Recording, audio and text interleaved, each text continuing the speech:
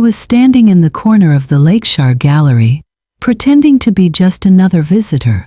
On the main wall hung a painting I knew by heart, The Light of Winter. Every brushstroke was mine, but beneath it was another name, Celia Grant, my former student. People applauded, cameras flashed, and I smiled quietly, because the truth was louder than any applause. They just didn't know it yet. I used to believe that Lakeshore would never change. It sat quietly by the lake, wrapped in fog each morning, its streets lined with wooden shops and easels leaning against windows. You could smell turpentine in the air, mixed with the scent of pine and fresh bread from Nora's cafe. To outsiders, Lakeshore looked like a postcard. To us, it was a sanctuary, a place where art didn't just hang on walls, it breathed. For more than 40 years, that little town had been my world. Every sunrise, I'd walk down the cobblestone path to the Lakeshore studio, where Samuel and I taught classes together. He was the kind of man who painted like he was listening to something sacred. When he laughed, the whole room felt brighter. I handled the theory, he handled the soul. And between us, somehow our students found their way to both. That was where I met Celia. She was only 21 when she first stepped through the door. Sharp eyes, restless hands, the sketchbook already half full of borrowed dreams. I remember how she looked at the light pouring in from the window, whispering, "It feels alive." Samuel smiled. "Then you're already halfway there." Celia stayed after class almost every day. She wanted to know everything. How to layer blue over ochre to make dawn feel colder. How to make a brush tremble just enough to paint grief without words. There was a hunger in her that frightened me, though I couldn't name it then. She painted like she was chasing something she might never catch. To her, Samuel and I were more than teachers.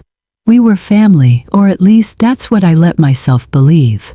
She brought us flowers on our birthdays, made tea when we stayed too late at the studio, and sometimes fell asleep in the corner with charcoal still on her fingers.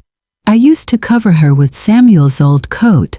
"She's got a fire," he said once, watching her sleep. But fire doesn't always know what it burns.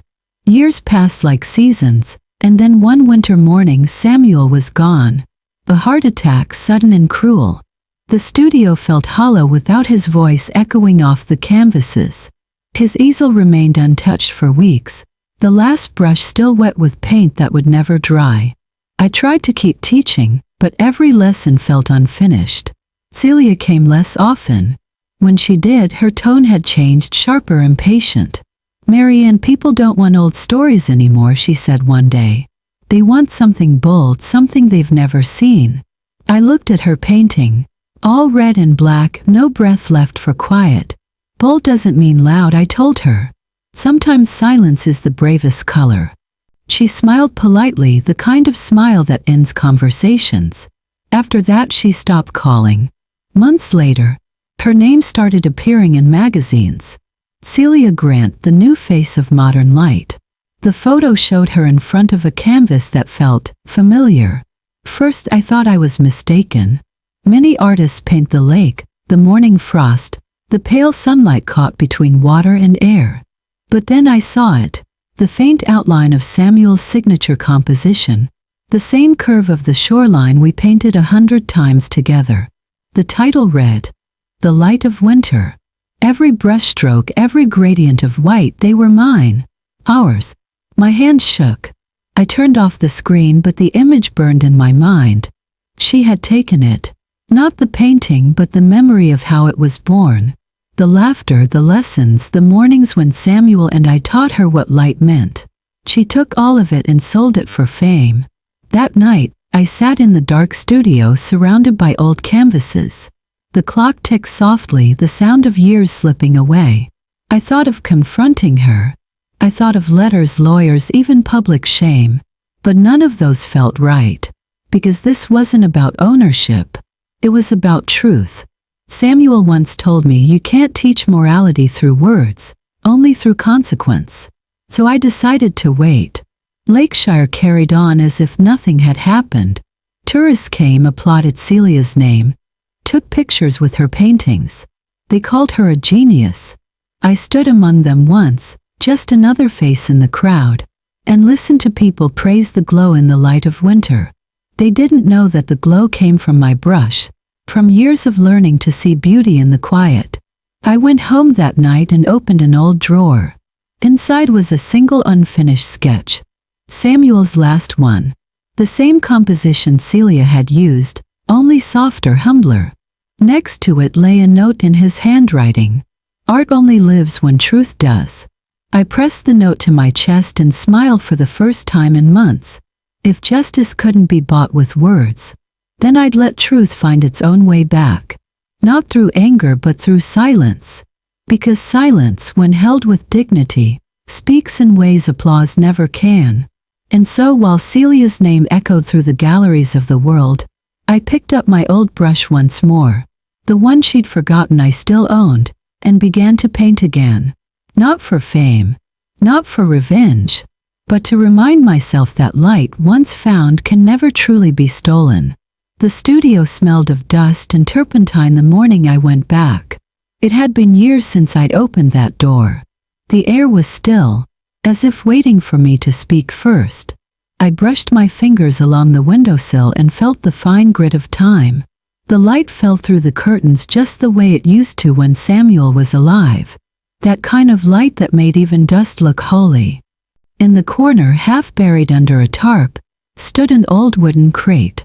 His crate. Samuel never threw anything away. Inside were broken jars, a cracked palette, and one brush, the long-handled sable he used until the bristles split in half. I lifted it carefully. The wood had darkened, and the handle was fractured right through the middle. I remembered the day it broke. He'd been working on the light of winter. He pressed too hard on the canvas and the handle snapped. He laughed and said, "Well, maybe that's how God reminds us to loosen our grip." I told him to throw it away, but he kept it, wrapping a strip of linen around the crack. "Someday," he said, "someone will understand what this brush taught me, that broken things can still finish the masterpiece." Holding it now, the weight felt different. Lighter, lonelier.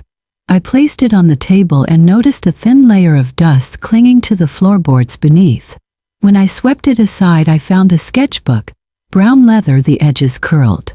My breath caught. It was Samuel's. I untied the string, and there it was, the first drafts of The Light of Winter. He had written notes beside each drawing, little arrows pointing to the horizon line, the subtle gradation of white and gold. His handwriting was firm, patient. In one corner a smudge of blue, the same pigment we mixed together that last winter. I turned each page slowly, and with every stroke I saw my own hands, my own lessons. The same composition Celia had displayed in her gallery, identical, even to the way Samuel signed the initials SC at the bottom. She hadn't even changed them. She'd only traced. It hit me like cold water. Celia hadn't just borrowed inspiration. She had taken the soul of a moment that wasn't hers. The laughter, the teaching, the way Samuel looked at the lake that morning and whispered, "It glows because it forgives the darkness." I closed the book and sat on the stool, the broken brush still resting beside me. If Samuel were here, what would he say? Maybe he'd smile, the same quiet smile that made his eyes soften. Maybe he'd remind me that art isn't about revenge, that real artists don't expose the thief. They reveal the truth through creation. And maybe if he hadn't left, none of this would have happened. If he were still here, Celia might have stayed humble, still seeking guidance instead of glory. He always had a way of disarming people with kindness, the kind that makes you see your reflection clearer. But he was gone, and in his absence ambition had grown wild, like vines crawling over the walls of our old studio. I ran my fingers along the sketch again. The pencil lines trembled with a familiarity that hurt. I could almost hear Samuel's voice behind me. "Don't waste your anger, Marianne. Turn it into light. Let them see themselves by what you create next." I whispered back, "Then teach me one more time." Outside, the wind moved across the lake. The water shimmered with that same pale winter glow we once tried to capture. And I realized maybe that was his answer. Justice wouldn't come from a courtroom or an argument. It would come from patience, from allowing the truth to surface the way light rises after fog. I took the broken brush in my hand. The linen wrapping was loose, almost falling apart, but it still held. I dipped it in a jar of clear water, watched the bristles fan open, and smiled. If he could still paint through this broken handle, then so could I. If Celia had stolen the light of winter, then I would teach her what light truly was, not with anger but with grace. Because the worst punishment for a lie is not exposure. It's the moment the liar sees the truth reflected back at them. That night I locked the studio again. But this time I didn't feel grief when I turned the key. I felt something else: resolve. Samuel once told me, a true artist never avenges, she enlightens. And I knew then, my lesson to Celia would begin not with words but with silence. When I walked past the Lakeshore Gallery that morning, I didn't plan to step inside. But the sign on the door caught my eye: help needed. Assistant for cleaning and framing. The words looked harmless, almost ordinary, yet they pulled at something inside me. I stood there for a long time, staring at my own reflection in the glass. Behind it, I could see the faint outline of the light of winter hanging under another name, Celia Grant. The same brushstrokes, the same silence in the snow. And for a moment I felt like a ghost, watching my own soul displayed for sale. So I walked in. The young clerk didn't recognize me. She smiled politely and said, "Mrs. May, right? Miss Grant will be thrilled to have help before the next exhibition." Mrs. May. That was the name I gave them. It was Samuel's mother's maiden name. Simple, invisible, safe. That's how I returned to the world Celia had built. Not as her teacher. Not as the woman she betrayed. But as the old cleaning lady sweeping the dust beneath her fame. Every morning I arrived before the lights came on. I wiped the frames of the paintings I once inspired, polished the glass, and mopped the marble floors until they shone like mirrors. Each day I stood inches away from my own past, from colors that had once lived under my hands, now carrying someone else's signature. Sometimes when no one was watching, I'd stop in front of the light of winter.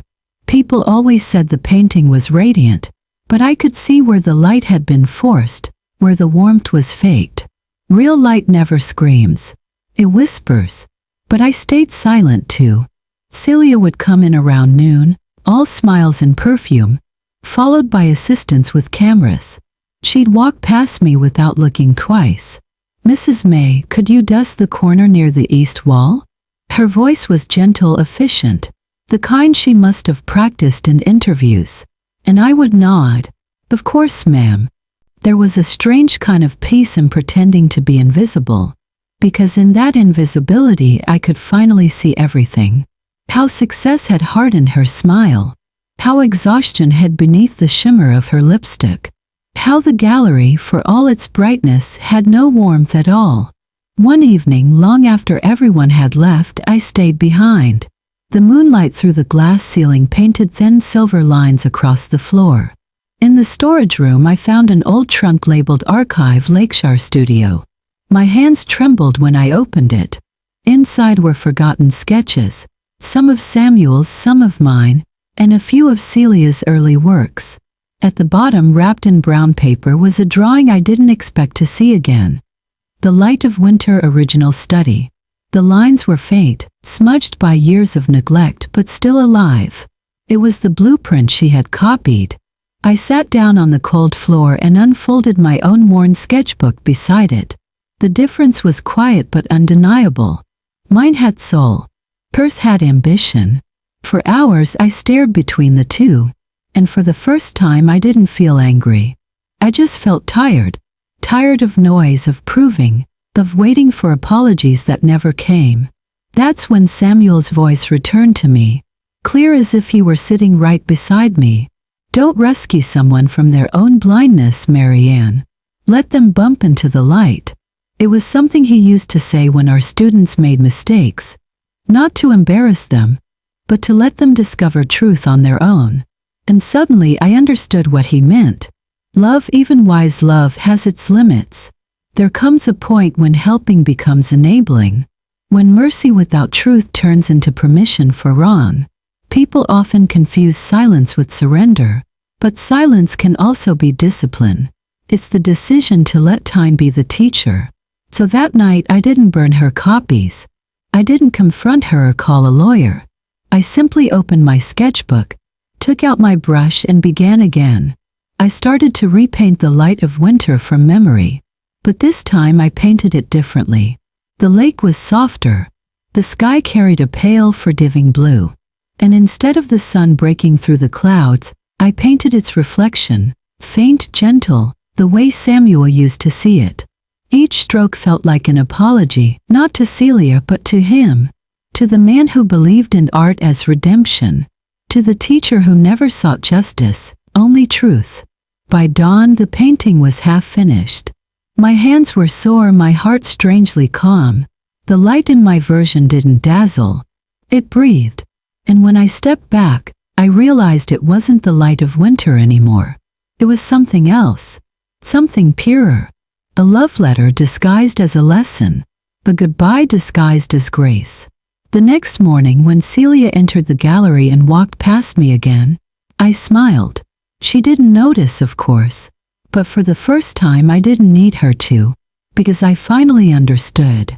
Justice isn't always about exposing what was stolen. Sometimes it's about creating something no one can ever steal again.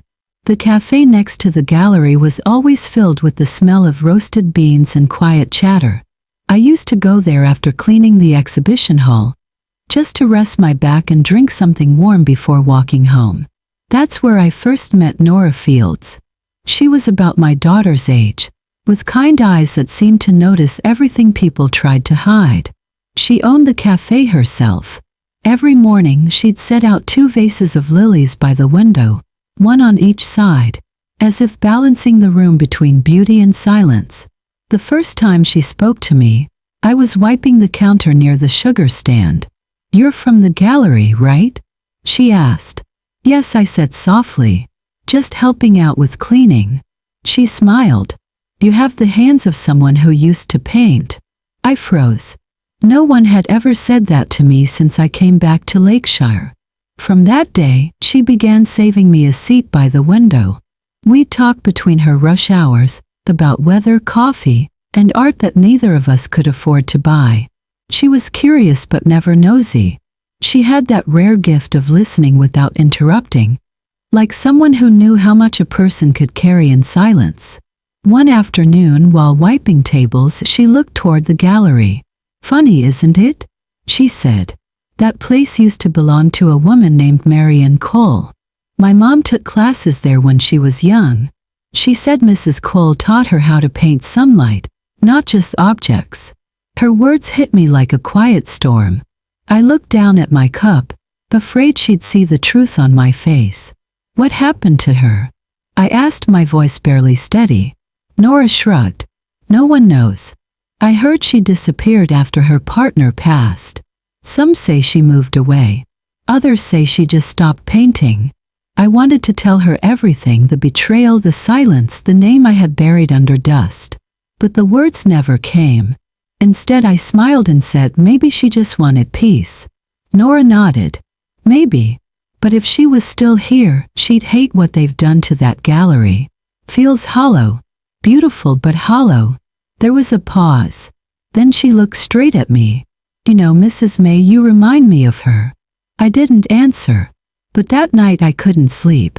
The past had found me again, through the voice of a stranger pouring coffee. Over the following weeks, Nora and I grew closer. Sometimes after closing time, she'd bring me leftover pastries and ask me about art. "Why do people paint?" she once asked. "To remember what the world looked like before it hurt them," I said. She smiled faintly. "That sounds like something a teacher would say." One rainy evening, she came rushing into the gallery before closing. "Mrs. May," she whispered, "I saw an old article about the real artist behind the light of winter. It mentioned Samuel and his student Marianne Cole. That's you, isn't it?" Her voice wasn't accusing. It was trembling, like she had stumbled onto something sacred. I didn't deny it. I just looked at the floor. She set her umbrella down, her expression gentle but firm. You don't have to hide from it anymore, she said. I've seen you looking at those paintings. The way you clean them. It's like you're touching someone you loved. Tears rose before I could stop them. She was my student, I whispered. Celia. I taught her everything I knew. When Samuel died, I tried to guide her alone. But ambition, it changes the way people see light. Nora nodded slowly. And yet, you never told anyone. What good would it do? I asked. The truth shouted too soon only makes people cover their ears. Sometimes you have to wait until they're ready to hear it. She leaned back thoughtful. My mother used to say, don't argue with people who live on applause. Let the echo teach them who's clapping. I smiled. Your mother was a wise woman. She like you, Nora said. You both believe silence can speak. After that, Nora became more than a friend. She became a witness. She never told a soul, but she began watching closely. How Celia talked about art that wasn't hers. How the paintings in the gallery carried too much polish and too little heart. One afternoon, she said something I'll never forget. Maybe justice isn't always about proving who's wrong. Maybe it's about letting time reveal who's true. Her words settled deep inside me. They reminded me of Samuel's calm voice, of all the mornings we spent teaching students how to paint honesty, not perfection. And that's when I realized I wasn't alone anymore. Someone else saw the difference between imitation and truth. Sometimes the smallest witness can become the loudest conscience. And sometimes the quietest friendship becomes the turning point of a lifetime. The week Nora started helping Celia with her new exhibition contract, the gallery was brighter than usual. She'd been invited to assist with the paperwork. Celia trusted her for her precision, and Nora, ever gentle, agreed. I kept cleaning near the back, pretending to polish frames while listening from the corner. They spread the papers out on the front table. The air smelled like fresh ink and ambition. Celia was signing her name with the same care she once used to blend colors. Slow, controlled, certain. Nora read aloud each line before moving on. International exhibit rights. Distribution license. Artist ownership clause. When Celia reached the last page, she sighed. Finally. After this, I'll be more than Lakeshire's darling. I'll be known everywhere. Her voice carried a pride I once mistook for promise. But as she signed, I noticed something small, something only a person used to reading Samuel's meticulous notes would catch. The date. Celia wrote the wrong year. The careless mistake may be one number off, but in a legal contract, that single digit was everything. It meant the document's start date came before the registration of her new collection. In law, that meant no protection at all. She had just voided her own rights. I stood still, cloth in hand, watching the pen glide across paper. For a second I wanted to stop her, to tell her to check again, to look closer. But then I heard Samuel's words echo softly in my mind. Let truth reveal itself. Don't rush to correct the lesson meant to be learned. So I stayed silent. When they finished, Celia pushed the papers toward Nora. Can these please? Send a copy to the agent tonight. Nora nodded, gathering the sheets carefully. She didn't notice. No one did. That evening, after everyone left, I returned to the office to tidy up. The contract was still on the desk, half inside its folder. The moonlight slid across the surface, highlighting the wrong date again. I hesitated, then took out my phone and snapped a quiet picture. The flash was off, my hand steady. I wasn't collecting evidence out of malice. It was instinct, like saving a piece of truth before it vanished. When I put the papers back, I noticed my reflection in the glass. I didn't look like a teacher or an artist, just an old woman cleaning up after someone else's dream. But behind that reflection I saw something else, justice taking shape, slowly, like light beneath a closed curtain. The next morning, Nora handed Celia a digital copy. You'll need this for your registration, she said. Celia smiled, too busy checking her phone to respond properly. She didn't know her signature had already undone itself. Days passed. The gallery buzzed with plans for the overseas exhibition. Sponsors called. Invitations printed. And I kept mopping the same floor, my secret safe inside the phone I never used. Sometimes I asked myself if staying silent made me complicit. But every time that thought surfaced, I remembered how Samuel used to talk about truth. It doesn't need a champion, Marianne. It only needs space to stand. That's what I was giving it, space. A few nights later, Nora stopped by the storage room to chat while I organized supplies. Celia's exhausted, she said. She's been up all night dealing with the contracts. I smiled faintly. Success can be heavy, can't it? Nora nodded. Still, I wish she'd slow down. There's something about her that feels rushed. Like she's always running ahead of herself. I wanted to tell her she was right. That Celia had already run past the edge without seeing it. But wisdom, I've learned, sometimes means knowing when to let silence teach. Later that week, I printed the copy I'd saved and folded it into a brown envelope. On the front I wrote one line. Keep this. Time may need it more than you do. I left it hidden inside the drawer beneath my sketchbook. No one would find it until they had to. Justice doesn't always arrive in a courtroom. Sometimes it walks quietly behind arrogance, waiting for it to trip. When I left the gallery that night, the sky over Lakeshore was soft and clear.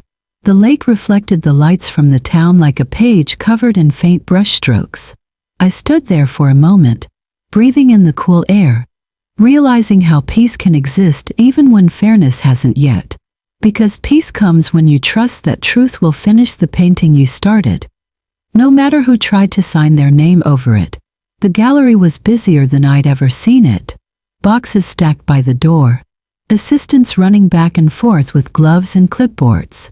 Celia stood in the middle, giving orders with that bright, polished voice people believed was confidence. Her new collection was called New Lights. Ironically, the sketches were old. Fragments of Samuel's lessons, fragments of mine. She'd taken what was meant to be guidance and turned it into spectacle. Mrs. May, she called to me. Could you check the frames for the winter series? I don't want any dust showing under the lights. Yes, ma'am, I said, bowing my head slightly. It was strange taking orders from someone who once called me mentor.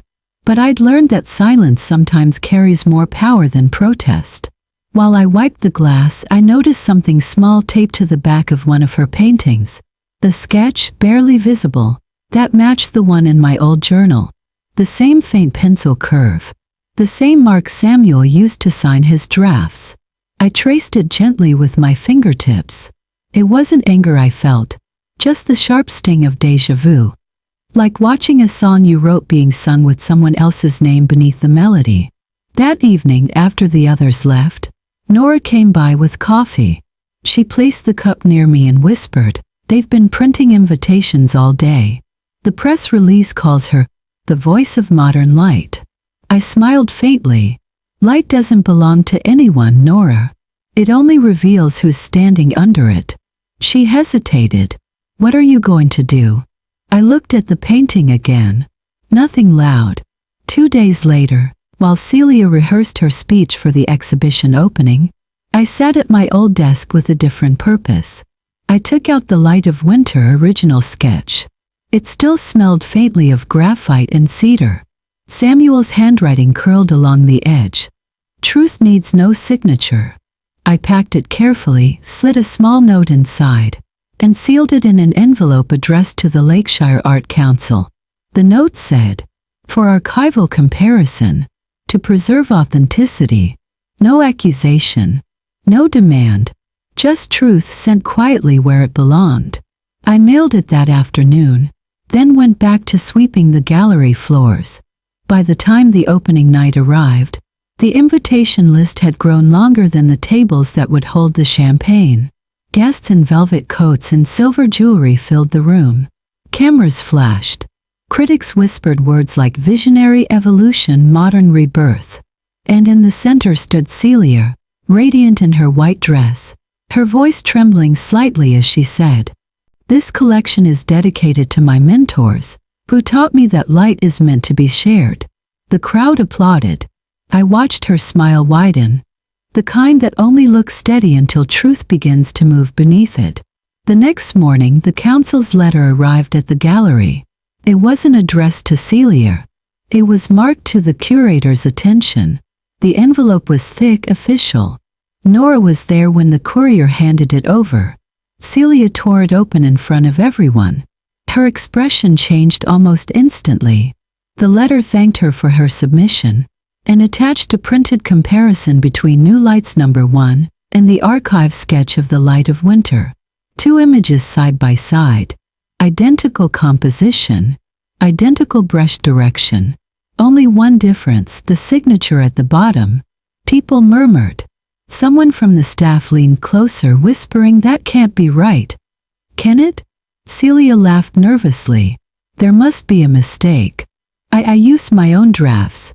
But even as she spoke, her hands trembled. I stood quietly by the wall, holding a duster I no longer needed. Nora looked at me. She didn't say a word. Neither did I. By evening, the questions had spread online. Critics who once praised her began asking where her inspiration came from. The council requested further documentation. The sponsors asked for clarity before the international shipment. Celia's world, built on applause, began to flicker. Not collapse, not yet. Just flicker. Like a light bulb about to reveal what's beneath the glow. I returned home late that night. On my kitchen table, the spare copy of the sketch lay open, smudged by my hands. I traced the faint line where Samuel's initials once were and thought, this isn't revenge. This is restoration. Some people mistake exposure for cruelty. But truth, when timed right, isn't cruelty at all. It's the moment a mirror finally clears. Before going to bed, I looked out my window toward the gallery's direction. The lights were still on, but softer now. I wondered if she was standing there alone, staring at her reflection in the glass the way I once had. And for the first time in years, I whispered aloud, "May she finally see what light really looks like." Because the truth had begun to surface. Not through noise, but through silence that refused to disappear. The night of the opening arrived like a storm disguised in velvet. Every artist, critic, and collector in Lakeshire gathered under the gold lights of the gallery. The banners read "New Lights, a celebration of modern vision." Celia stood in front, glowing under the cameras, her voice confident, her smile steady. I stood in the back, still wearing the plain black uniform of the gallery assistant. To most people, I was invisible. It was a gift I had learned to value. The air smelled of champagne and new paint. Every wall shimmered with her canvases, brighter, larger, louder versions of something I once called truth. When the speeches ended, Celia gestured toward the centerpiece. "This," she said, "is The Light of Winter reimagined. My most personal work." Applause filled the room. Flashbulbs exploded. Then the curator cleared his throat. "Before we continue, we have a surprise addition from the Lakeshire Art Council. A rare archival piece, submitted anonymously, for comparison and preservation." The assistants wheeled out another canvas, covered in white cloth. My heartbeat slowed as if the world itself was inhaling. When the cloth was pulled away, silence fell. 2 paintings. Same composition. Same colors. Same soul. But only one carried the quiet imperfection of human memory. The softness in the snow, the faint warmth under cold light. Mine. Celia's hand trembled on the microphone. This must be some mistake." Her voice cracked slightly, but she tried to smile through it. I stepped forward slowly, carefully. My voice was steady. "No mistake. One of these was painted from sight, the other from memory." People turned to look at me. Some whispered. The few recognized me from old newspaper photos, the mentor she once spoke about but never named. Celia's eyes widened. "You?" I nodded gently. "You painted what you saw. I painted what I lived." The curator frowned, confused. Nora, who stood near the council table, raised a folder in her hand. "This came with the submission," she said. Her voice was calm, almost protective. "It includes Samuel Reed's original certificate of authenticity. His handwriting, his date, his sketch notes. All registered under Marianne Cole." The room froze. The journalists lowered their cameras. For once, no one wanted a picture, they wanted understanding. Celia's breathing grew shallow. "I didn't know. I didn't mean." Her words tangled between guilt and pride. I looked at her, not with anger but with recognition. Samuel used to say, "Light reveals, but it also blinds if you stare too long." You were blinded by what you thought success looked like. Tears welled in her eyes. "I just wanted to matter." I whispered, "You did. You always did. But you tried to borrow light instead of building your own."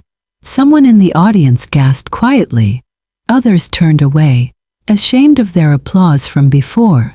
The gallery had no sound now, just the echo of breathing, of realization, of something breaking open inside everyone present. Celia stepped closer to the two paintings, her reflection caught between them on the glass.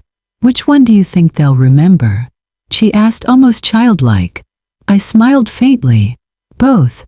One is truth. One is a lesson." Then I turned to the audience.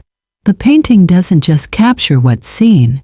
It holds the moment the artist understood something. One of these was born of light, the other of understanding. No one applauded. They didn't need to, because some truths are too heavy for clapping. Nora placed her hand gently on Celia's shoulder. "Art isn't about ownership," she said softly. "It's about integrity." Celia's knees weakened. Integrity can't be painted over. The brush of her dress against the floor sounded like surrender. She didn't collapse because of humiliation, but because she finally saw the line between talent and honesty, and how easily she had crossed it. I wanted to comfort her, but I didn't move. Growth sometimes requires distance. She looked up, eyes red, and whispered, "I stole your light." I shook my head. "No. You just forgot where it came from." In that moment the tension broke. Not with noise but with stillness. That's how truth works. It doesn't shout. It settles. When I left the stage, the crowd parted silently. Nora followed me to the door, whispering, "You could have destroyed her." "I didn't need to," I said. "Truth already did the work." Outside, the winter air was crisp. I looked up at the sky, remembering Samuel's favorite phrase. Some lessons are painted not in color, but in consequence. That night I didn't feel victorious. I just felt free. Because for the first time in years I didn't have to prove where my light came from. It had proven itself. By morning every headline carried her name.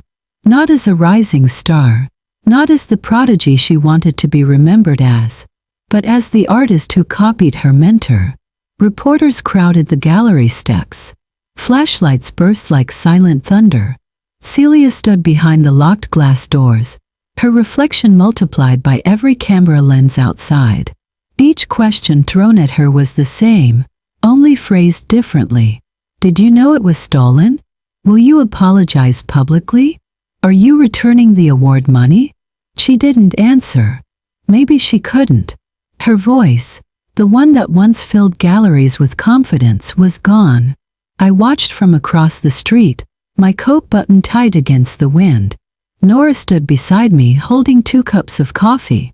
"She looks smaller," she whispered. "She's finally seeing herself," I said quietly. When pride breaks, it never makes a sound. It simply collapses inward. By afternoon, the sponsors withdrew their contracts. The museum canceled her upcoming show in Vienna. Her name disappeared from their posters as if it had never existed. Only the faint outline remained, like a ghost watermark behind success that came too fast. I didn't celebrate. I didn't speak. People expected me to make a statement, to appear on camera and confirm the truth. But silence can be louder than any interview. Silence makes people listen to what they already know but don't want to admit. Nora looked at me. "You're not going to say anything?" I shook my head. "No. The world doesn't need another speech about honesty. They just need to see what happens when it's ignored. That night I walked past the gallery again. The lights were off except for one, her office window upstairs. Celia sat there alone, head bowed over her desk. The same desk where she once signed her forged name in silver ink. Now it was covered in torn letters, unpaid invoices, and a single brush lying across the pile untouched. I thought about going in, about saying something kind, but kindness, when given too early, can steal the lesson pain was trying to teach. I turned away. The reflection of her face in the glass stayed behind me like a haunting. In the following days her friends vanished too. The ones who used to call her visionary stopped answering. Her social media went dark. The gallery that bore her name changed ownership within a week. Still I said nothing. When Nora asked why, I told her, because no accusation is stronger than the silence of someone who once loved you.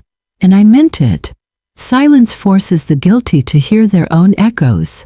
It's the kind of justice time delivers gently, but relentlessly. A week later a letter arrived at my door. No return address, just my name written in a shaky hand. Inside was a check, every cent she had earned from the light of winter. And a single note. I wanted the world to see me, but I forgot who taught me to see. I didn't cash the check.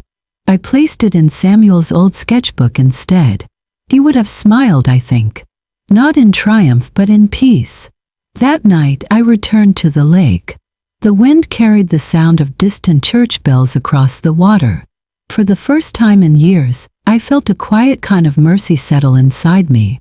Pride, I realized, is the easiest thing to build and the hardest thing to survive once it falls. And love, real love, doesn't need to remind the world of its pain. It just waits patiently until the noise fades. When I looked back at the darkened town, I could almost hear Samuel's voice again. Light doesn't punish, Marianne. It reveals. And somewhere in that revelation Celia was learning to see.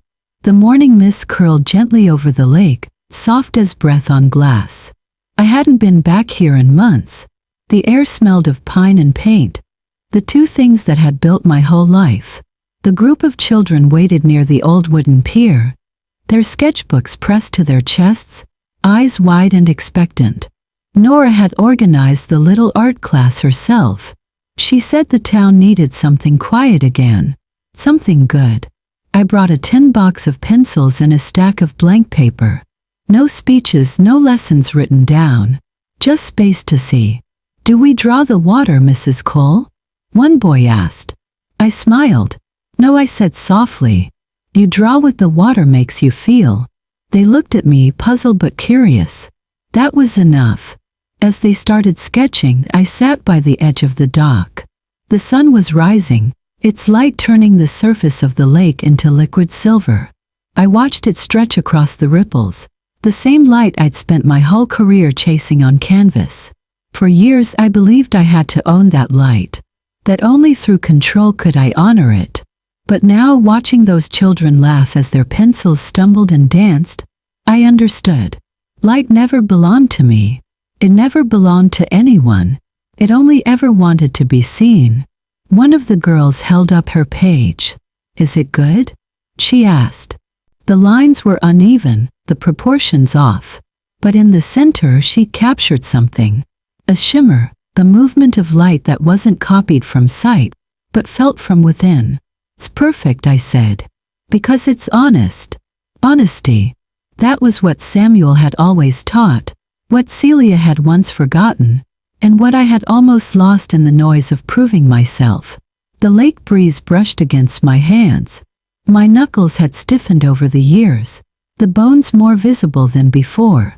I looked down at them, these hands that had painted every season of my life, hands that had held anger, love, pride, regret, and now peace. Behind me, Nora was helping the smallest child hold her brush steady. Their laughter carried across the water. For a brief moment it sounded like music, quiet, human, unrepeatable. I dipped my brush into a cup of lake water, just to feel its coolness again. The reflection on the surface shimmered. The same as in the light of winter. Only this time it didn't hurt to look. The children gathered around me, curious. "What are you painting, Mrs. Cole?" I smiled. "Nothing new. Just the morning." They leaned closer, watching as the paper soaked up faint washes of gold and gray. Every stroke was slower, gentler, unafraid of imperfection.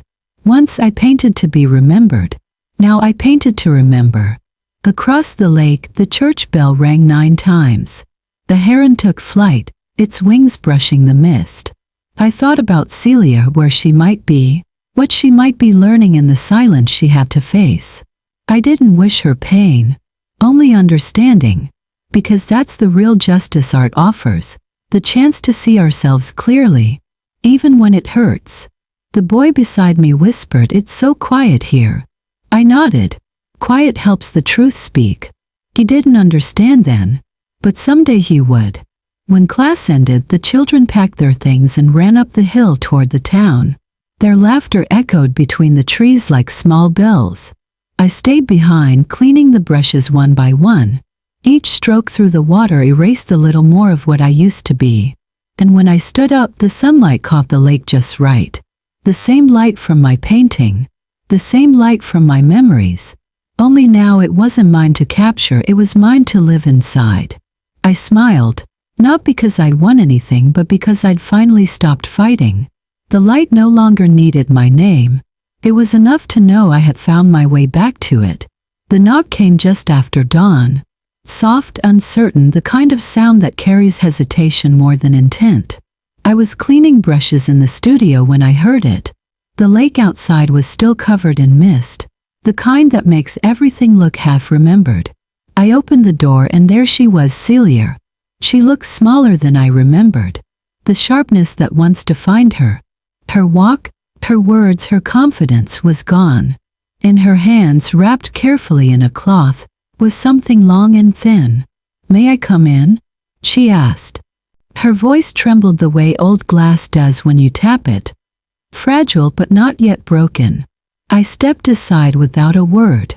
For a long time we stood in silence. The air between us was full of things unsaid. Years of admiration, betrayal, shame, and somewhere underneath it all, love. Finally she unwrapped the cloth. Inside was the broken brush, Samuel's brush, the one I'd thought was lost forever. The wood had splintered near the handle, but it was clean, oiled, cared for. "I kept it," she whispered. I don't even know why. Maybe because I thought if I held on to it long enough, I could pretend the good parts of me weren't gone. I said nothing. Silence, I've learned, is sometimes the only honest language left between two people who've hurt each other. She placed the brush on my desk, next to my sketches. Her hands lingered there. "I used the light to lie," she said quietly, eyes fixed on the lake through the window. "But it burns differently in me now. I can't see it the same way anymore." There was no accusation in her words, just exhaustion. The woman standing at the edge of what she once believed she deserved. I looked at her, really looked, at the lines on her face, the faint gray in her hair, the way her shoulders curved inward like someone who'd been carrying too much truth for too long. "Strange," I finally said, "how the same light can both blind us and lead us home." Her eyes met mine then, wet, unguarded, human. For the first time since the trial I saw the student I once loved to teach. "Samuel used to say," she murmured, "we paint to understand, not to impress." I forgot that. I thought the world would only see me if I shouted loud enough. I smiled faintly. "And now?" "Now," she said, "I think the world only sees clearly when we finally go quiet." The room filled with that kind of silence that feels alive, pulsing, sacred. No apologies. No forgiveness. Just two people standing in the truth they'd both avoided. The broken brush lay between us like a small, beautiful confession. Outside, the morning light shifted across the water. Celia stepped closer to the window. "It's the same light, isn't it?" "Yes," I said. "But it doesn't belong to either of us anymore." She nodded, and for a moment she almost smiled. It wasn't the smile of someone forgiven, but of someone freed. When she turned to leave, she paused at the door. "I'm starting over," she said softly. "Not to prove anything this time, just to learn how to see again." I wanted to say something, anything, but words felt too heavy for what that moment already carried. So I simply nodded. As she walked down the stone path toward the lake, the mist began to lift. For a second, the sunlight caught her hair and turned it gold. The same light that once exposed her now seemed to embrace her. When she disappeared beyond the trees, I sat back at my desk, staring at Samuel's brush. It was broken, yes, but not useless. Some things are never meant to be fixed. They're meant to remind us of where we split, and how we kept painting anyway. I picked it up, tracing the cracks along the handle. My hands no longer trembled. Outside, the lake was calm. The world at last was quiet. And in that silence I realized, forgiveness doesn't need to be spoken, just needs to be seen. The gallery was quiet that evening, too quiet for an opening. People moved gently between the paintings, speaking in low tones as if they were in a cathedral. It was my final exhibition. My hands trembled slightly as I adjusted the frame of the last piece. The silent canvas. It looked simple from the front, muted tones of cream and gray. The faint shimmer of light caught between layers of varnish. But I knew what lay beneath. Behind that paint was a secret. A letter, sealed in the place where color meets silence. Nora stood beside me holding a small program. "You really named it that?" she asked. I nodded. "It's not the painting that matters this time," I said. "It's what it hides." She smiled softly, but her eyes glistened. "You always did have a strange way of telling the truth." Guests began to gather around, curious about the piece. Some recognized my older works. Others whispered, "She's the woman who exposed her own student." But I didn't hear accusation in their tone, only understanding. Time had softened the story. A young reporter approached. "Mrs. Cole, may we ask, what makes this your last?" I looked at the canvas, because I've finally said everything I needed to say. When the speeches were over and the crowd thinned, Nora helped me move the painting into a pool of light near the window. The surface glowed faintly under the lamplight. "Do you ever miss him?" she asked quietly. "Every day," I said, "but not the way I used to." Samuel had been gone for 20 years, but tonight, he felt near, woven into every brushstroke. Long ago he'd told me, if art doesn't make us kinder, then all we've learned from it is how to decorate our pride. I didn't understand it then. I do now. When everyone left, I sat alone on the wooden bench facing the painting. The air smelled of oil and dust and memory. I could still hear the faint echo of applause from earlier years, the kind that once meant everything, and now meant nothing. I took a small knife from my pocket and gently loosened the edge of the canvas, just enough to slip my hand behind it. My fingers brushed paper. The letter I had placed there months before. It was Samuel's handwriting. He had written it the year before he died, hidden among his sketches. I never showed it to anyone, until now. It began with his usual grace. "To those who teach others to see." I read it softly under my breath. If art doesn't help us become better human beings, every color we use loses its meaning. Paint not what your eyes see, but what your heart refuses to ignore. And when your students surpass you, don't mourn it. Rejoice. It means the light you carried found another home. My vision blurred before I reached the end. He had left that letter for me, but also for Celia, and for anyone who would come after. I placed it back carefully, smoothing the edges of the canvas. The brushstrokes above it now seemed to pulse with life, as if the words themselves had blended into the paint. For years I thought justice was something we earn. But maybe it's something we leave behind, like a quiet instruction for those still learning how to see. As I stood, I noticed a little girl near the doorway staring up at the painting. Her mother whispered, "Do you like it?" The girl nodded. "Feels kind," she said. That was enough. When the lights dimmed and the hall emptied, I stayed a while longer. Outside, the moonlight reflected on the lake beyond the windows. The same lake where Samuel once taught me how to catch the morning light in watercolor. I whispered into the silence, "You were right, Samuel. Kindness is the only color that never fades." Then I turned off the last lamp and walked toward the door. The canvas glowed faintly in the dark, as if the letter inside it was still speaking, not to me, but to whoever would one day need to hear it. When the exhibition doors opened that morning, I didn't expect the silence. Not the uneasy kind, but the kind that feels like reverence. People moved slowly through the gallery, pausing before each painting as if afraid to break the stillness. The silent canvas hung at the center. The light from the skylight fell perfectly over it, touching the surface the way dawn touches water, soft, deliberate, forgiving. I watched from a distance.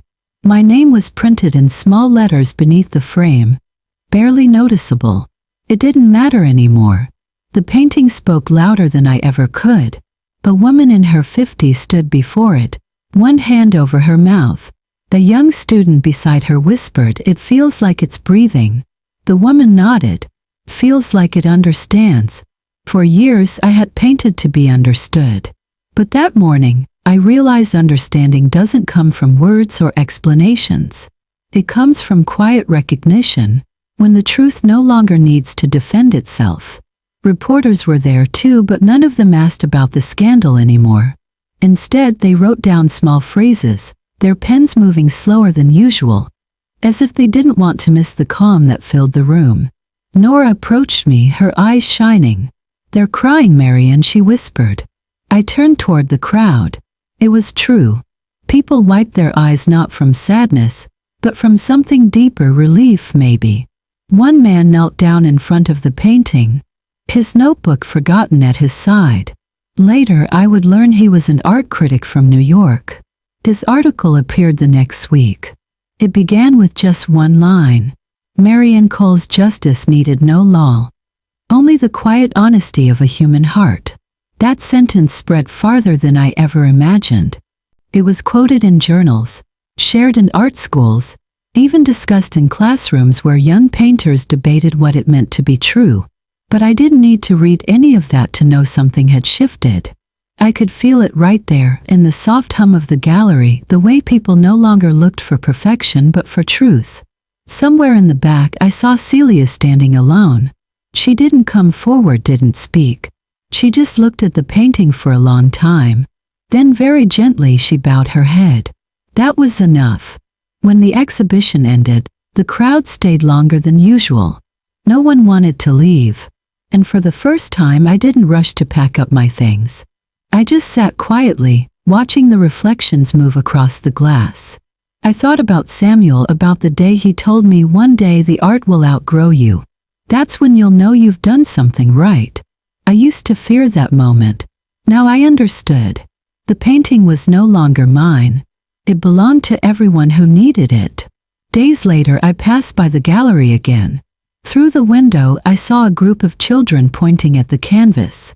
Their teacher said, "This one's about forgiveness." One of the kids asked, "How can paint forgive?" The teacher smiled. "It can't, but people can." I walked away then, slowly, smiling to myself. Sometimes I think art doesn't just hang on walls, it hangs inside people. In their choices, in their quiet moments, in the way they treat others when no one is watching. That's what the silent canvas became. Not a story about betrayal or even redemption, but about how truth, once revealed, doesn't demand attention. It simply waits to be recognized. And as I watched the lake shimmer later that evening, I realized something else. All my life I have been painting light. But what truly mattered was learning how to be light, gentle, steady, and silent enough for others to see themselves in it. After the exhibition, something quiet but powerful began to move through Lakeshire. It wasn't noise or headlines this time.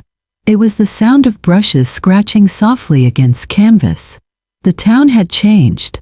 You could feel it in the way people looked at one another, less judgment, more patience. The art school that once stood empty reopened its doors. Only this time it wasn't a school for fame or competition. It was for the children. Every Saturday morning you could see them by the lake. Tiny easels scattered under the willow trees, jars of water reflecting the sunlight. Their laughter carried over the ripples, mixing with the rustle of reeds. The sign at the entrance read, "Free art lessons sponsored by the Lakeshore community." And at the far end of the dock stood Celia. She wasn't the star of any exhibition now. She was the assistant.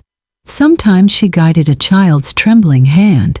Sometimes she simply watched, quiet, humble, learning how to teach without pride. One afternoon I walked by and stopped behind her. The lake shimmered just as it always had, but it felt different, cleaner, somehow lighter. "Do they know who you are?" I asked softly. She smiled without looking up. "They just call me Miss C." Then she turned, meeting my eyes for a brief moment. "That's enough." It was. Later, Nora came carrying coffee for the volunteers.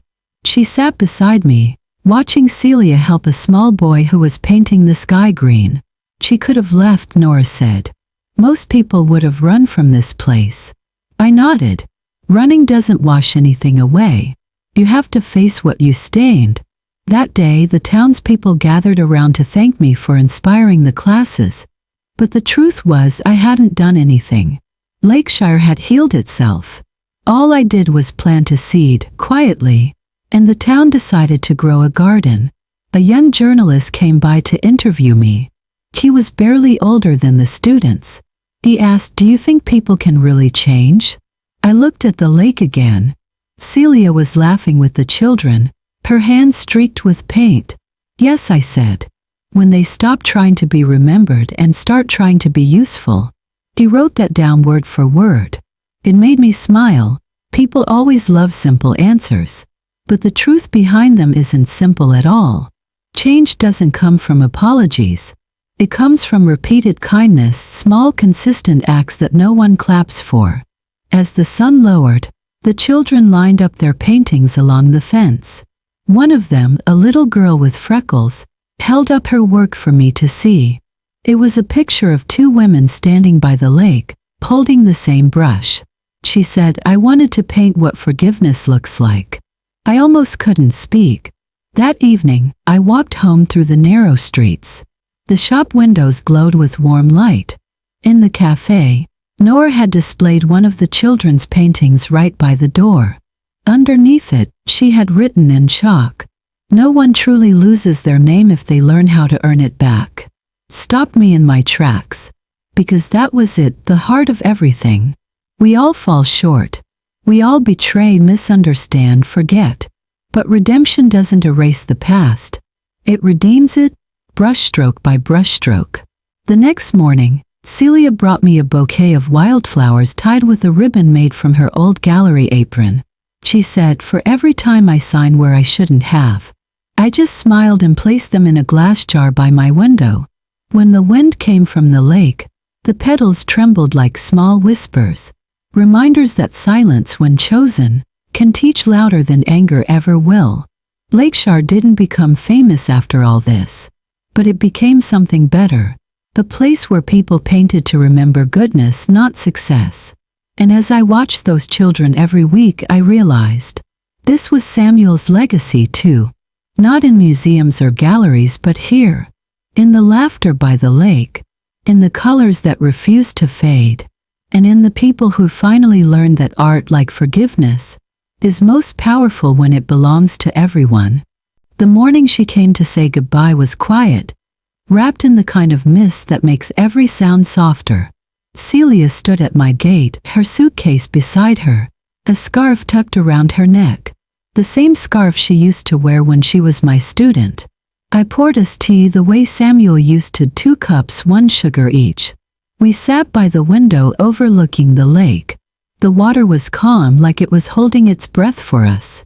She looked around the studio at the half-finished sketches, at the broken brush I'd kept in a jar. "I never noticed how small this room was," she said. "It was never small," I replied. "It only felt smaller when we tried to fit our egos inside it." She smiled faintly, then looked down at her hands. "I'm leaving for the city tomorrow. There's a new program for young artists. They asked me to help." Her voice trembled. Feels strange. Helping others after everything I've done. I shook my head. That's the only kind of help that matters. The one that comes after understanding. We sat in silence for a while. The clock ticked. The light shifted across the floorboards. Then she asked, almost in a whisper, if you hadn't stayed silent back then, if you just told me straight, do you think I would have understood sooner? I turned to her, meeting her eyes. No one hears the truth when their heart is still loud. She blinked, trying to hold back tears. Then I was deaf for a long time. You were, I said softly. But that's part of learning. Even silence teaches if we're willing to listen. She leaned back in the chair, breathing out slowly. I used to think silence was weakness. Now I know it's what keeps anger from turning us cruel. Outside, the children's laughter carried from the lakeshore where the weekend art class had gathered. Celia turned to look through the window. They're painting the water again, she said. It's all blue. I smiled. It always starts with blue. But wait until they discover how many colors hide inside it. She nodded, eyes following the children. You know, when they ask me what art means, I still don't have an answer. Then tell them the truth, I said. That art isn't an answer. It's a mirror. It shows us who we are when we stop pretending. For a moment she looked like the girl I once taught. Eager, restless, full of wonder. But this time there was something gentler behind her eyes. She reached into her coat pocket and took out a folded letter. I wrote this last night, she said. It's for you. Don't read it now. Maybe when you need to remember that what you did mattered. I took it, feeling the weight of her words more than the paper itself. Thank you, I said simply. When she stood, I followed her to the door. At the threshold, she hesitated. I don't know if I can ever repay you. You already have, I said. You stayed long enough to understand. She smiled, and this time it reached her eyes. Goodbye, Marianne. As she walked down the path, the fog began to lift. The sunlight caught her hair for a moment, turning it gold, the same shade I used to mix for the morning light in my paintings. I watched until she disappeared around the bend, then went back inside. The letter sat on the table between our empty teacups. I didn't open it. Not yet. Some words, like colors, need time to dry before they reveal their truth. I looked toward the lake again, where the children's laughter still echoed. The world felt lighter, somehow like forgiveness had become part of the air itself. And as I cleaned the brushes and covered the easels, I thought about what Samuel once told me. We don't pass down art. We pass down the way we see. Maybe that was what today was about. Not an ending, but the quiet passing of sight, from one heart finally calm to another finally open. A year after our last conversation by the lake, the world had begun to call Celia's name again, but this time for a different reason. I read about it in a small magazine feature. The Light of Integrity Foundation, the vision for honest art. There was her picture, standing on a stage not for applause, but to hand a scholarship to a trembling young painter. Behind her a banner read, "For those who create truth, not noise." She had used her inheritance, her savings, and what was left of her reputation to build something new. The foundation for artists who wanted to paint without compromise, to live without pretense. The world noticed. Slowly, the same critics who once tore her apart began to write about redemption, about light returning to its source. But I stayed here in Lakeshire, where the morning still began with mist, and the lake still reflected more than it revealed. One afternoon, the courier arrived at my door with a sealed envelope. Inside was an invitation embossed with gold lettering. Opening Gala, the Light of Integrity. And below it, in her handwriting, "For you, Marianne, the one who taught me that silence can be louder than fame." I traced her words with my thumb, smiling. Then I folded the paper back and slipped it into my sketchbook. I didn't go.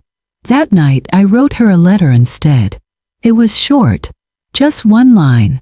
Justice doesn't need a name carved in stone, only a hand that carries the torch forward. The next morning I mailed it and went for a walk by the lake. The children were still there, painting on their small canvases, faces streaked with color. One of them waved and shouted, "Mrs. Cole, look! I painted the light like you said." I walked over, looked at the little canvas and laughed softly. The sun, the lake, the horizon, all blurring together in a wash of gentle yellows. He had captured it perfectly. Not the light itself, but the feeling of it.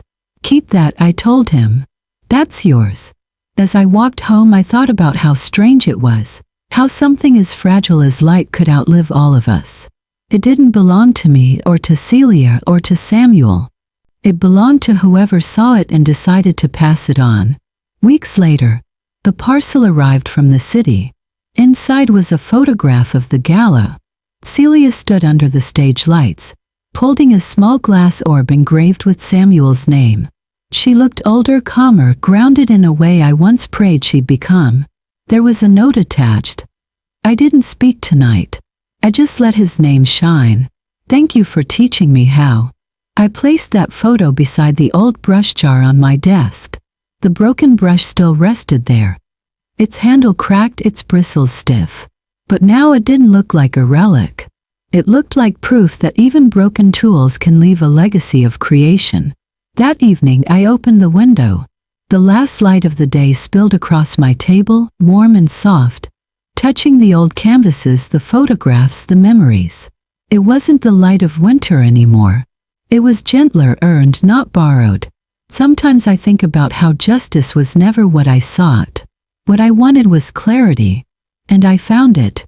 Not in recognition, not in victory, but in knowing that the truth I carried had found its next keeper. So I leave the studio door open now. Sometimes young artists visit, curious about the old woman who once painted the silent canvas. They expect stories about betrayal or triumph, but I only tell them this. Art is just the body. Integrity is its soul. One fades, the other glows. Then I let them paint, and I watch their faces as the light hits their work. Because that, I've learned, is the only immortality that matters. To see your light reflected in someone else's hands, and to know it will keep burning long after you've gone. If you've ever had something taken from you, your work, your love, your trust, you know that silence can burn louder than shouting. I've learned that there are two kinds of victories. The one the world can see, and the one that lives quietly inside your chest. The first fades. The second changes who you are. When they steal your idea, don't rush to expose them. When they mock your kindness, don't rush to harden yourself. And when they twist your light into their own, don't try to dim it. Just keep shining. Because time has a strange way of polishing the truth until it glows again. I used to think justice was a loud thing, people clapping, cameras flashing, and apology said out loud. But it isn't. Justice happens in the quiet. When guilt becomes reflection, when pride turns to humility, and when someone finally understands the pain they once caused. So if someone ever takes what you built, remember this: they can borrow your work, your ideas, even your name. But they can't borrow your peace. That belongs to you alone. The world often measures success by who gets the credit. But real integrity, it's measured by who keeps creating, even when no one is watching. That's where dignity lives, in the space between loss and forgiveness. If you've been betrayed, don't let bitterness paint your heart. Wait, let time dry the colors. Because only then will you see what the picture really means. Some people chase revenge because they think it will restore balance. But revenge is just another theft. It steals the peace you already earned. Forgiveness doesn't mean forgetting. It means choosing to move forward without dragging the weight behind you. So to anyone watching this right now, if someone ever took your idea, your love, or your effort, remember, time and truth are already working on your behalf. You don't have to shout. You just have to keep going. And when the world finally catches up, you'll realize something simple but profound. The best kind of justice is the kind that doesn't need an audience. Because truth, like light, doesn't need to make noise to be seen. Thank you for listening to The Silent Canvas. If this story touched you, share it with someone who's still waiting for their truth to be seen. And tell me, Where are you watching from tonight? With love and with quiet strength, remember, justice needs no noise.